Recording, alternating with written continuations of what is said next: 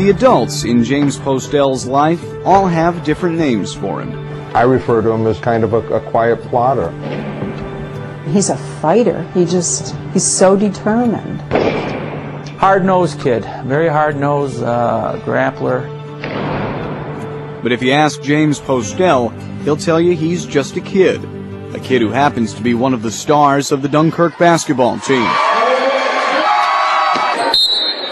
and can barely hear any of it. It's not really a story to tell. I mean, I just wake up every day and, you know, same person, same disability. Are you number 23? For as long as he can remember, James has been completely deaf in his right ear and almost completely deaf in his left. It's a genetic condition shared to a slightly lesser extent by his sister, Nichelle. I didn't want him to be afraid to go out there and make friends, you know, ask for help and, you know, get jobs. If James was afraid of anything, it was becoming defined by his disability.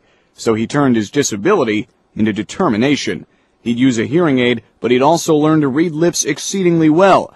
He'd rarely ask for help, and he wouldn't tell anyone just how much work it took to seem normal. They think if they speak louder, he'll hear better, and that isn't true. It's just sometimes louder mumble jumble. It's like more freedom or something like that. Like, in order for me to learn to be an adult in the real life, I have to learn how to do things on my own sometimes.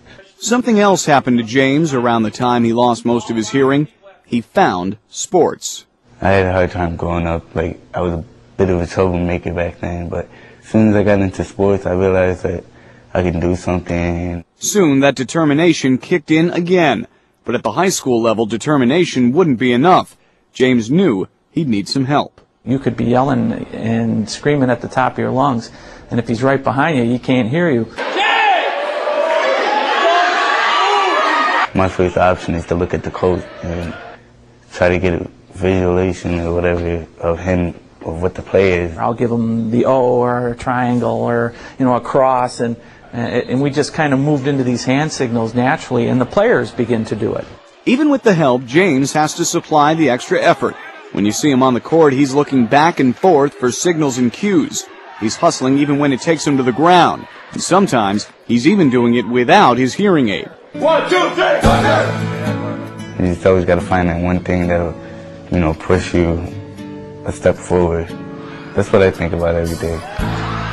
So when the adults who watch James call him a plotter, a fighter, a grappler, it's not because of his condition, it's because of how he's responded to it. Plotting, fighting, grappling for success, while seeing nothing out of the ordinary about it. Matt Pearl, Channel 2 News.